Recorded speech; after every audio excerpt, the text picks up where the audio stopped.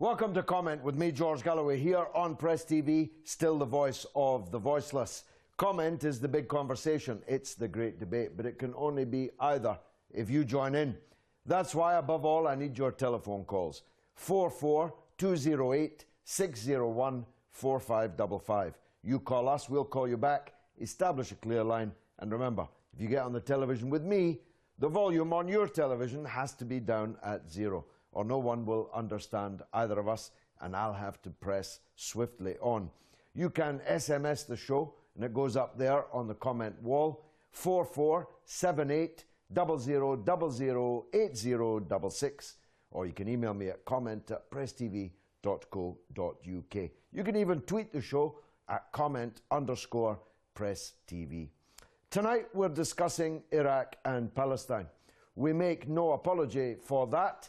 How else could you have a show like this and ignore these two daggers at the heart of humanity? How else could you have any understanding of what's going on in the world if you did not discuss the twin threat to humanity that is posed by Israel and ISIL? The first question is Iraq.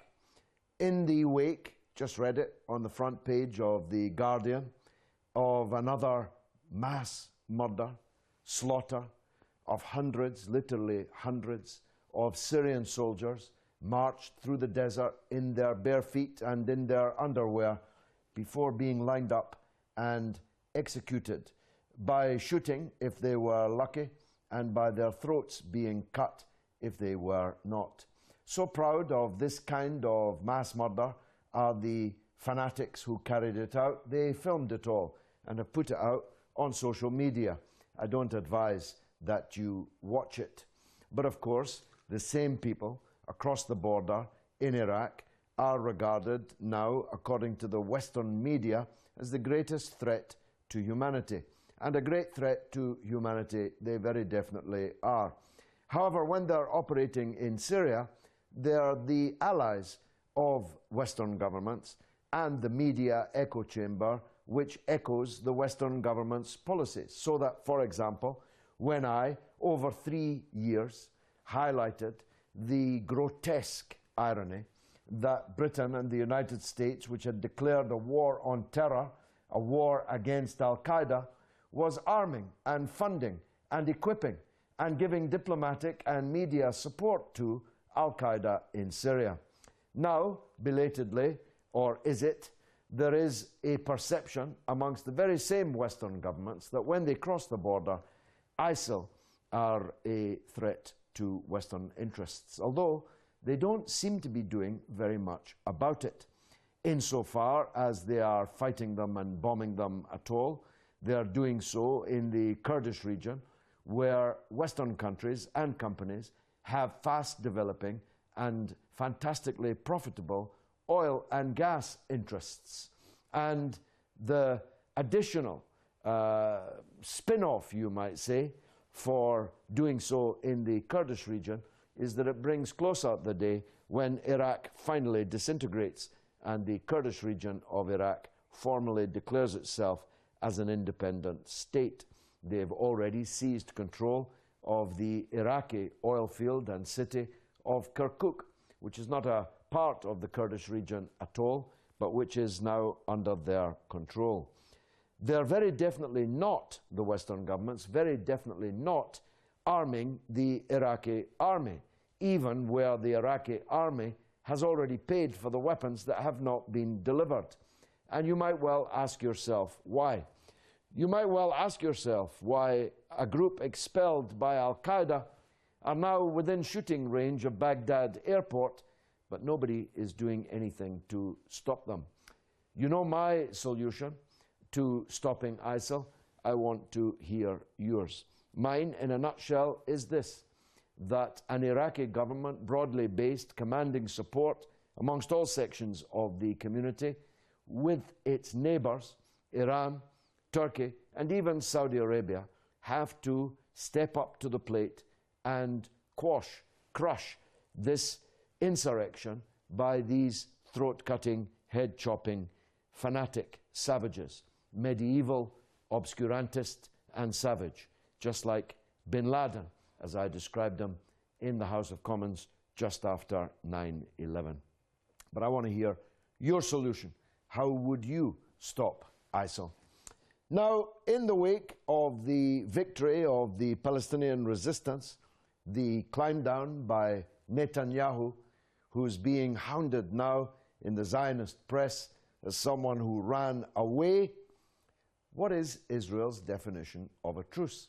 Certainly, they were still sending their drones over Gaza today, looking for a child to bomb and murder. And in the West Bank, they've begun again, or stepped up rather, for they never stopped, the mass kidnapping of political activists in the West Bank. And nobody is lifting a finger to stop it. Indeed, nobody except Press TV and one or two others are even reporting it. So, what do you make of Israel's defeat in Gaza? What do you make of the victory of the nearly 2 million people in Gaza who withstood more than 5 weeks of savage bombardment, who retained their unity and their strength and saw off yet another attempt at genocide? And what do you think is Israel's definition of a truce? I'll tell you what I think their definition of a truce is. It's a surrender. But one thing above all is clear in the light of just the last 5 weeks, never mind the last 50 years. The Palestinians will never surrender. Lever in Manchester used to be a regular caller. Good to hear from him again. Lever, welcome to the show. Always a pleasure, George. Go on, sir. Al-Qaeda, ISIL, ISIS are one in the same entity. They are trained by the SAS and US Special Forces in many places, plus Jordan. And then they're sent to Syria to fight Assad, funded by Saudi Arabia and others, and armed by the US and the UK. Now, I believe that the West has become Frankenstein. And now Frankenstein's monster is unleashed throughout Iraq, the Middle East, and spreading. Now, the question is for me is, was this all orchestrated to continue the war machine industrial complex, or is it an anomaly which they didn't expect? One of my solutions would be for all religious leaders throughout the world to get together and have a meeting and at least agree on one simple thing, that surely whatever God you think as is God, for me there's only one God, doesn't matter what you call it, it's quite simple really, but surely we can all agree, all humanity, that whatever God does not want humanity to kill each other. Well, that's true, but I don't think that ISIS are listening to any religious leaders. They have a former convict who has declared himself to be the caliph of all the Muslims in the world. They have between 10 and 20,000 fighters. They have hundreds of millions of dollars, which they got from somewhere in the beginning, but now replenished, and plenty replenished, from the banks that they robbed in the cities that they took over. They also have a very great deal of weaponry and material that they took from the Iraqi army, which ran away when they advanced. And the once famed Peshmerga, fearsome Kurdish militia, ran away also. One of the reasons that each ran away was the horror, terror propaganda which ISIL puts out in the wake of every one of these advances. People think that they're going to face a death almost unimaginable if they fall into the hands of these people. And they're faced with a choice of fighting or fleeing.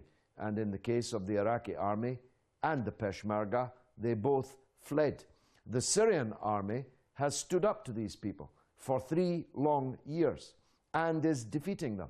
But of course, the areas that the Syrian army has not yet liberated are the scene of mass butchery. Just in the Guardian article to which I referred earlier, it's in the newspaper now online, they beheaded hundreds of tribesmen in the north of Syria because those tribesmen had risen up against them. Now, as long as Western countries continue to ally with the so-called Syrian rebels, I'm afraid their horror at what's going on in Iraq next door can't be taken seriously. But the big question you pose, is all this some kind of mistake, or is it planned? Are the Western leaders fools, or are they knaves? I'm not actually sure what the answer to that is. One thing I know, whether they're fools or knaves, they're not fit to be leaders. Thanks for that call. Bani is in Switzerland. What is Israel's definition of a truce, Bani? Well, the definition of the truth is if we stop from the scratch, stop feeding the injustice, Israel and all together with ISIS, they will be all sorted out, because, you know, we don't stop feeding the injustice until these tragedies that we see, and it's becoming like a daily news life. You know, they are doing this for past 60 years, and ever since every year goes on, they are more and more efficient to this crime that they are doing. And unfortunately, we are unable to do anything. We're watching, and God bless you, at least we have you and we have this Press TV where we can talk about the first level reality of the world. Otherwise, I'm so sad and disappointed with all my good Swiss friends that I've grown up with them for past 34 years. And, these people who the last war they had was 500 years ago.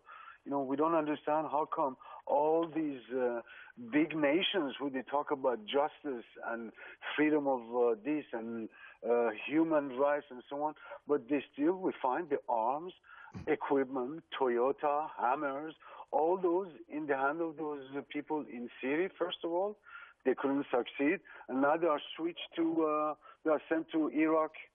And each time that they make those assassinations, that individual has become a sheikh among all those criminals. I heard this just recently. They call one another sheikh because they had such a guts to do this terrible act. I beg your pardon, George. I'm so much getting away emotionally with all these things. No, I think I could feel that emotion, Bani, and there's nothing wrong with emotion in the face of such cruelty, such savagery. But a thing that needs to be pointed out in response is this. The Guardian story to which I referred is not even the fifth, it may be the sixth story in the newspaper today, and yet it involved the mass murder, cold-blooded execution, utterly un-Islamic execution of hundreds of people. But it won't be on the news, on the mainstream media channels tonight. Whilst the equally horrific, barbaric and savage decapitation of an American journalist was the biggest story in the world and for many days. And as long as the blood of some people is regarded as more valuable than the blood of others, this double standard will fuel and feed this horrific phenomenon that we are currently experiencing. Bani in Switzerland, thanks. Ali is in the UK. Ali, welcome. What's Israel's definition of a truce? Assalamu alaikum to you, George Galloway, and to all your listeners. It's a wonderful show. We always like to listen to it. I'm calling specifically about the ISIL situation and what my solution would be to it. Okay. I personally think that the United Nations and the Arab League should have a much more leading hand. They should be leading by example and do something positive to deal with this miserable problem that's growing and increasing and causing too many problems in the whole of the Middle East. Some of the crimes that they're committing is outrageous and doesn't belong in this decade and this century. If it's not dealt with sooner rather than later, it's going to cause more and more problems between different sects of religions and different sects within religion, and this is wrong. I think there should be investigations immediately to where they originated from. There should be investigations where the money is coming from and where all this expertise is coming from. And those states or those organizations behind it should be served with the highest possible sentences and highest possible punishments in international courts. Well, that's a very well-made case, Ali.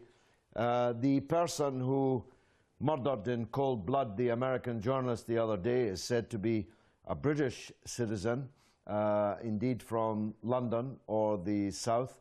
The security services are using voice recognition technology to try and identify him. The Tunisian foreign minister said the other day that there are 2,500 Tunisian citizens fighting with ISIL. There are Chechens, there are Libyans, there are people from mainland Europe, there are people from all over the world. The one place ISIL does not draw its military fighters from is Iraq. Very few of the videos in which these people speak contain a single trace of an Iraqi accent. So Iraq, like Syria before it, has been fallen upon by tens of thousands of foreign fighters who have gained their start in military life thanks to the military, financial, political, diplomatic and media support of Western countries.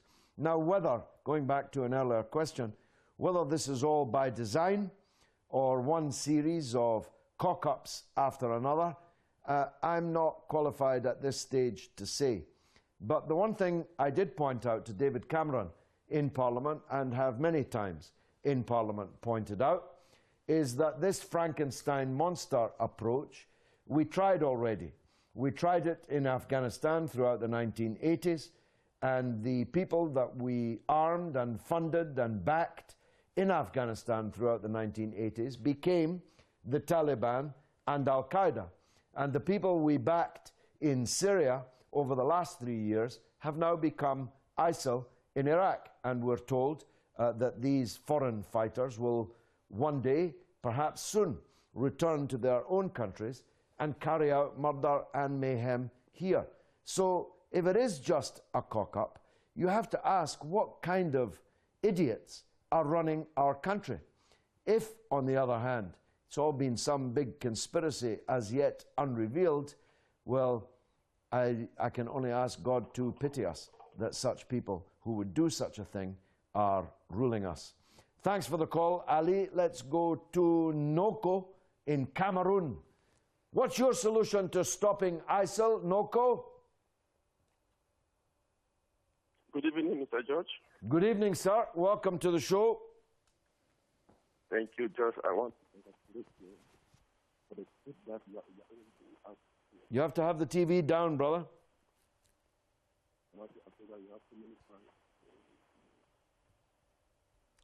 Well, Noko, I'm going to have to press on, I think. Let me go to Abu Bakr in Kenya, staying in Africa, but moving to Kenya. Abu Bakr in Kenya, welcome to the show. Thank you, Mr. George Galloway. Assalamu alaikum. Wa alaikum salam. Welcome. Nice talking to you once again.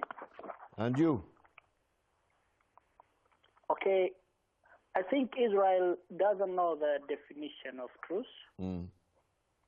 How do you declare a truce when you still send drones to Gaza? I think the definition of truce is maybe stopping Hamas from sending rockets to Israel while they can do whatever they want. I think that's the definition of truce by them. Yeah. What do you think? Well, it's only a truce. It's only a pause. Nothing of the underlying problem has been addressed. The so-called peace process is completely dead in the water. Israel has blown whatever remaining capital it had in the world's public relations bank. It's one of the reasons why Netanyahu stopped it, by the way, that the world was turning against Israel in a very substantial way. Even friends of Israel acknowledged that. Even British government ministers, Philip Hammond, the defense minister, acknowledged it on radio just the other day. The boycott campaign is spreading like wildfire around the world and must be kept up.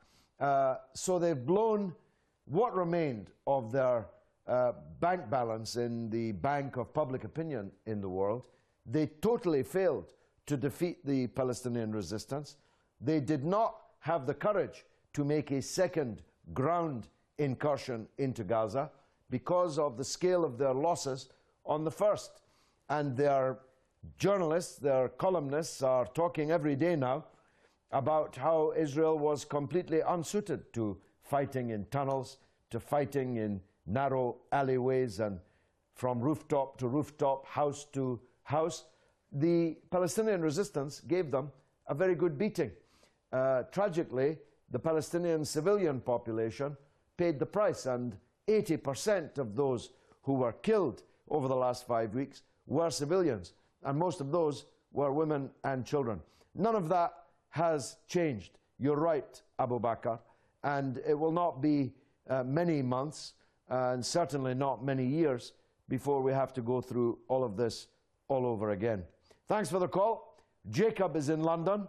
What's your solution to stopping ISIL, Jacob? George, thank you very much for your show. I haven't been on your show for a while. Now, this ISIS, or the ISIL, or ICE as is now being called, these are a branch, and if you cut a branch from a tree, you will not kill the tree. So by getting rid of the branch, you are not going to get to the tree itself. Now, the tree is the core of this ISIS, whatever they call themselves, is People Mujahideen of Iran, PMOI, as they call themselves by so many different names, Mujahideen al-Khal, MEK, MKO, all sorts of different things. They've created themselves under humanitarian kind of functionality in Britain, in America. They've got the American Congress on the side. They've got the British Parliament on the side. They have got so much support from the British government, from the European government, and from the Americans. And these are the people who have created the ISIS. Now, isn't it strange? ISIS, the name, is the same name that is used in the name to create the state of Israel. Well, the name Israel, not the state, because ISIS is the goddess of Egyptian, is the Egyptian goddess, ancient Egyptian goddess. Ra, R-A, is the ancient Egyptian god, and El is the god of Hebrew. So Israel, which is I-S-R-A-E-L, is the name. Now, isn't it strange that ISIS is actually the same name that Israel was? That is actually the first two alphabets of Israel, which is shortened to IS. Now, in order to expose this ISIS, to kill them, we need to expose the People Mujahideen of Iran. I urge anybody who listens to this program to Google PMOI, People Mujahideen of Iran. Google it. Study them. See how they operate. See how much the support they have within Britain. And because the moment you expose these scumbags, the moment you destroy these people, you will get rid of Takfiris and ISIS 100% for sure. Because these are the people behind it. I think you've been reading too many Dan Brown books. I think this rumination about the origins of names and so on is poppycock. They actually don't want to be called ISIS. I call them ISIS because they don't want to be called it. They want to be called IS, Islamic State, but they're neither Islamic nor a state. Israel was the name of the prophet Jacob, peace be upon him. And that's where that name comes from. And you really are bigging up the so-called People's Mujahideen of Iran by pretending that they are the tree from which these hideous branches are growing.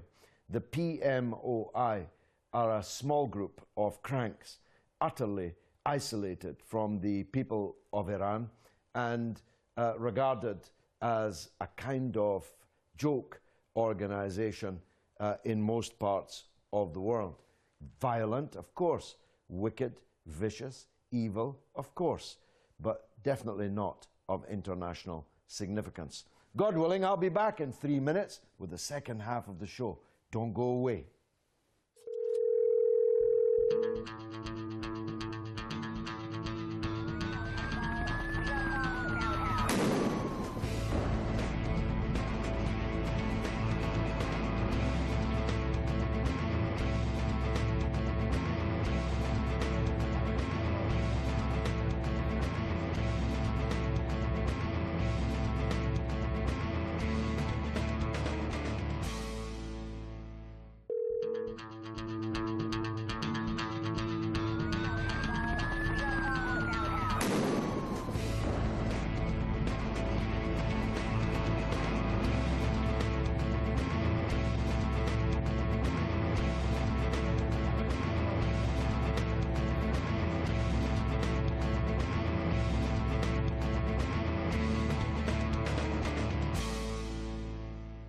Welcome back to Comment with me, George Galloway, here on Press TV, still the voice of the voiceless. We're discussing Iraq and Palestine. I'm asking, what's your solution to stopping ISIL? And what is Israel's definition of a truce? The victory of the Palestinian resistance in Gaza has not, of course, stopped Israel's killing and kidnapping. They were roaming all over Gaza today with their drones looking for a child to murder. And in the West Bank, they're going into dozens, scores of houses and dragging out the young men and taking them God knows where. Now, some people have been asking during the interval how to define the West Bank. All of Palestine, you've probably seen the map, you can certainly find it, pre-1948, was from the River Jordan to the Mediterranean Sea. After the settler state seized the land in 1948, there was left three parts of Palestine: the Gaza Strip, East Jerusalem, and the West Bank of the Jordan. That is the territory of Palestine lying to the west of the River Jordan, between the river and the sea. The East Bank of the River Jordan became known as the Hashemite Kingdom of Jordan. So Jordan is the east bank of the river, and the Palestinian territories that were left after 1948 became known as the West Bank. In 1967, the settler state launched a lightning military attack on its neighbors and seized what remained of Palestine. They annexed East Jerusalem. They occupied Gaza and the West Bank, as well as parts of neighboring countries, Jordan and Lebanon. They seized the Golan Heights in Syria, and they have never given back any of this territory.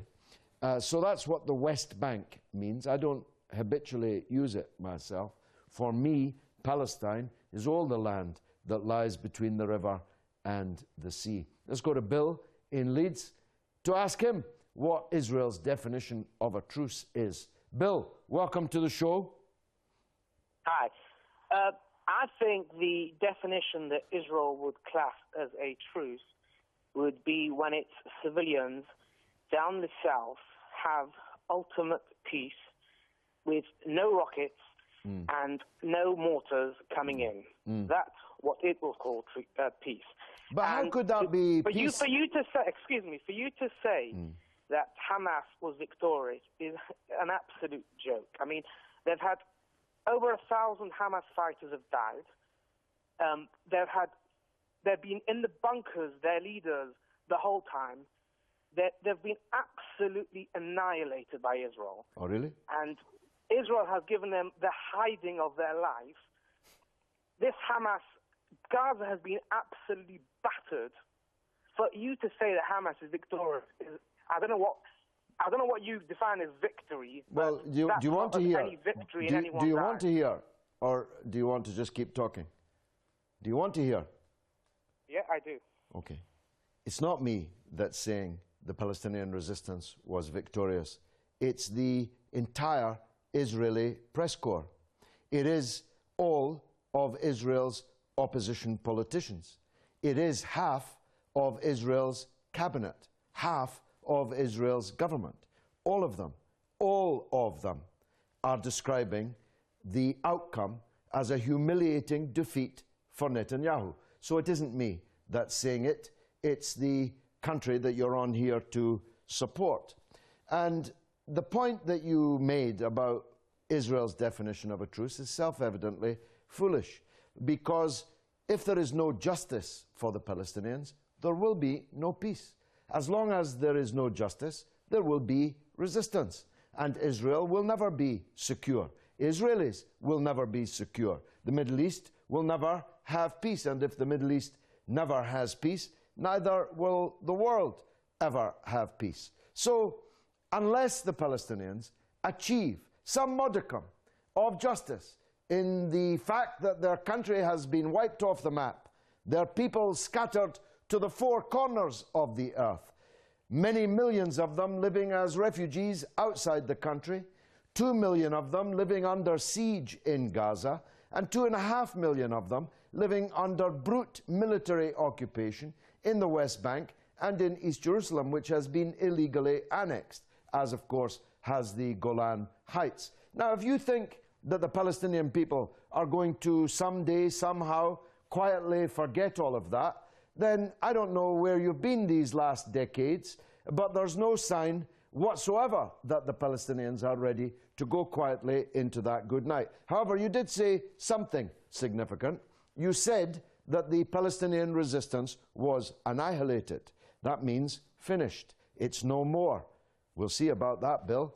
Thanks for the call, though. Bill in Leeds, an Israel supporter, on the show tonight, saying that Israel won a great victory. He lied that the resistance had lost 1,000 fighters. This is right out of the Zionist playbook. But they did lose thousands of civilians, women and children. And our friend in Leeds could not find a word or a feeling in his heart to refer to it. Abdul Razak is in Libya. What do you think Israel's definition of a truce is, my friend? Good evening, George. Good evening, sir. Go ahead. How are you doing, brother? By the grace of God, I'm good. I'm in fine fettle. Thank you. That's okay. What a good man, George Galloway. Thank you. You are the only politician in Britain that in fact, in the world that I never see. A very different. In fact, you are not supposed to be a British politician. You're supposed to be in Tehran, because the whole world, the only politics country that I've been seeing a fair play game is Tehran people. May God bless Iranian people. First of all, where I want to start, George, Israel is defeating. Israel is defeating and is defeated by a very tiny people such as Lebanon, Hezbollah, and now they've been defeated by Hamas, and this shows that they claim to be asking for. Benjamin Netanyahu, every time I watch him in television, I feel so angry. I think his election that he's been electing, that this time, I think this is what God is want to show him, to understand that his hand has been stained by blood. Well, Professor Finkelstein put it brilliantly. I've been tweeting it, Abdul Razak. He said, imagine somebody coming to your door with a Bible in one hand and a rifle in the other and saying, according to my Bible, this house was mine thousands of years ago, so get going, I'm taking this house from you. Imagine anybody accepting that. Imagine our friend in Leeds just a minute ago accepting that if it happened to him. They must have a very low opinion of the Palestinian people if they imagine that after all this struggle, after all this sacrifice, the Palestinian people are going to surrender to that fate. They're not. Abdul Razak, thanks for your lovely words. I appreciate them very much. Elahi is in Iran. What's your solution to stopping ISIL, Elahi? Yes, good evening, Mr. Galloway. Good evening, madam. The first thing is to stop the countries that are arming them, to arm them. The president of France said 2 days ago that they have sent arms to the French part, to the Syrian part of the ISIS. Actually, France has been doing that for a long time. They have, yes. Then these people who are ISIS, they have no country. They are mercenaries from all over the world. Most of them, they may be from the Western countries, from different wars that these countries have carried over, and everybody would go to fight for them for a good amount of money, which Qatar is providing, and Saudi Arabia. They were. I don't know if they still are, but Qatar is still there because they are tangoing with France. Now, the solution is to make a regional cooperation of regional governments to fight against these people. It is no good that foreign countries like Westerns, Americans, France, not at all, to come there, because their presence in here has been disastrous. That is as far as it goes for that. And then for the one word about the Syrian soldiers captured, they are not wearing uniforms. Nobody knows if they are Syrian soldiers, because the Syrian army is strong, and they are not going to get captured like that. This is propaganda to show this murderers strong, which they are not. Now, about the Gaza and Israel, I think Gazans won because they just resisted. A militia army, as far as they survive, they have won it. And I'm sure that they will win it, and they will always be winners. Well, I agree with almost everything you said, Elahi, and you said it very eloquently. I won't repeat the many fine points that you made, but I disagree with one fundamental point that you made. This ISIL are not mercenaries. They're not fighting for money. I wish they were, because if they were fighting for money, we could offer them more money to stop fighting. They're not fighting for money. They've got nowhere to spend that money. They won't be able to come out with money, and most of them will die in the Syrian and Iraqi conflicts. And they are ready to die. They tell us so in their martyrdom videos and so on. If it were about money, if they were mercenaries in the normal sense of the word, then everything would be much easier. They're fighting for fanaticism. They're fighting because they fanatically believe in a savage, obscurantist interpretation, misinterpretation of Islam. They are fighting because they are sectarian murderers. They like sectarian murder. You may choose not to believe the propaganda video. I'm afraid I rather believe it. I believe it because they have murdered hundreds, thousands of people in this way and have shown us their heads being cut off and held up to the camera. They have shown us hearts being cut out and eaten. So I have no reason to disbelieve this latest round of grisly snuff execution movies. I believe that these people will fight until the death, and they will have to be defeated. But they cannot be defeated only militarily. They have to be defeated by a mixture of politics and military strength. And that's where I agree with your point about the need for the countries in the region to deal with this pestilence, to deal with this infestation of murderous fanaticism. And all the countries in the region have a national interest in doing so. But and again I agree with you, the last people in the whole world who are required to fix Iraq are the people who destroyed Iraq in the first place. Thanks, Elahi, for that call. Shoaib is in the UK. Let's hear from him. Shoaib, what is Israel's definition of a truce? Well, my definition of a truce from Israel, and they're one country that no one can really trust, and I'm sure you'll agree on that. Basically, it's half time for them. What they think is that they're fighting an enemy that they've created by taking over something that doesn't belong to them. They want to recompose themselves because they're being hit economically, and also they're getting a lot of bad publicity as well from a lot of the people who they thought they wouldn't. I'm sure they're talking to their puppets, David Cameron and Obama, as we speak, to see what the next move will be. But what they're doing is they're creating a Hamas that doesn't actually exist. And that Hamas is the people, the parents of the children that they're actually killing. Well, Israel is the most hated country on the earth. Even their puppets hate them. Obama hates them. They hate Obama, and Obama hates them. The French government of Sarkozy, which was a slavish supporter to them in public, its president, Sarkozy, said that he could not bear to look at Netanyahu's face because he was such a liar.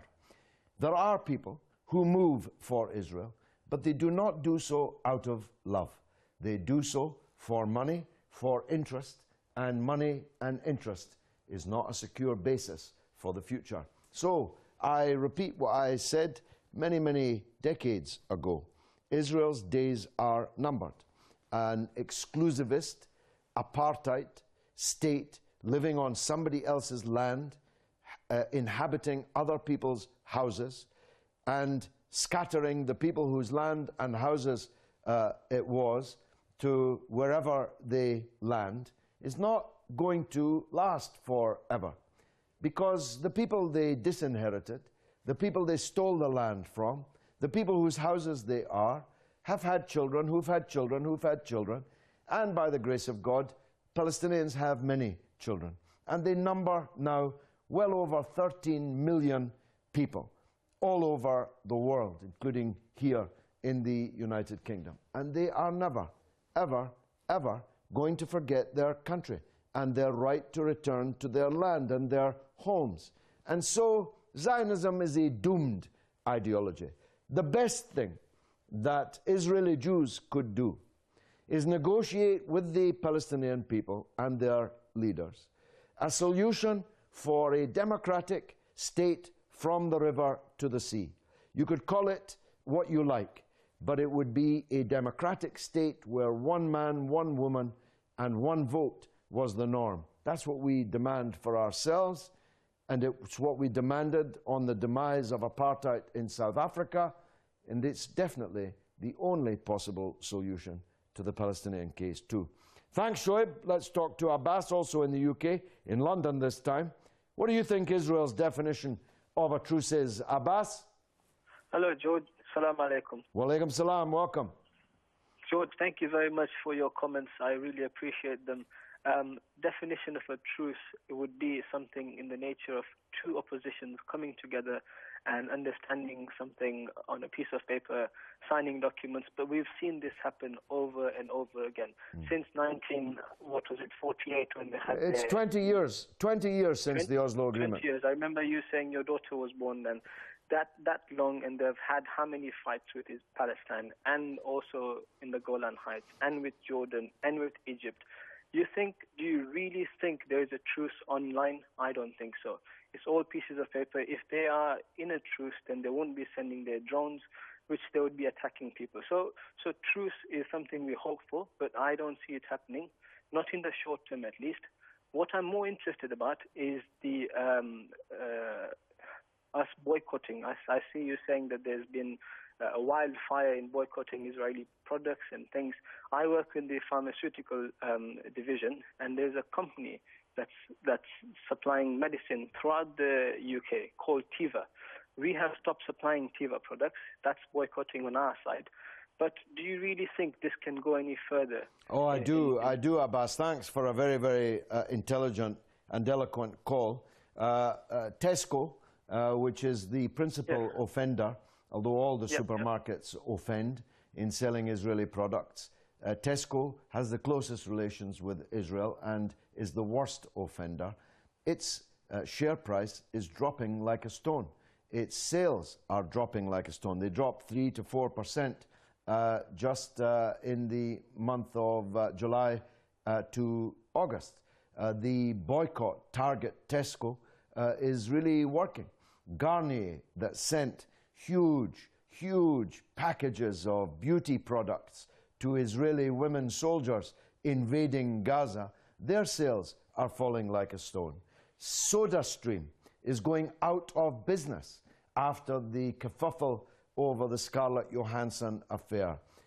Small number of products, small number of companies, total boycott, measure the result. I tell you, that's the way to go. It's the only thing we can do to help the Palestinians here. And it's not asking much. Majid is in Iran, probably the last call. Go ahead, Majid. Hi, George. Hello there, sir. Go ahead. Good evening to you. Good evening.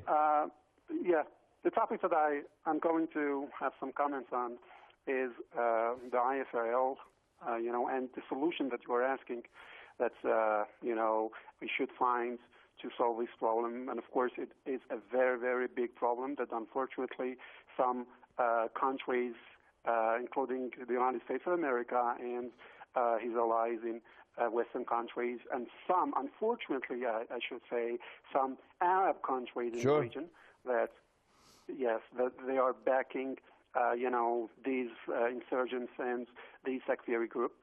And I think that the only solution that we can find to end this problem, I think, is for the Muslim countries to be united, to, really have, as you said, as you mentioned, a multinational, army from, regional countries, and, destroy these, we can say, really,